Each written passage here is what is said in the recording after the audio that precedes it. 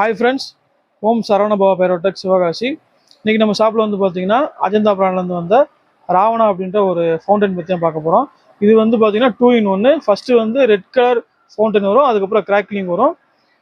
Timing நல்லாயிருக்கும், பார்க்குறதுக்கு ரொம்ப அழகாக இருக்கும். வாங்க இதை அன்பாக்ஸ் பண்ணி சாம்பிள் வீடியோ பார்த்துடலாம். பட்டாசு வாங்கணும் அப்படின்னா www.omsaravanabawa.crackers.com வெப்சைட்டில் போய் ஆர்டர் போடுங்க.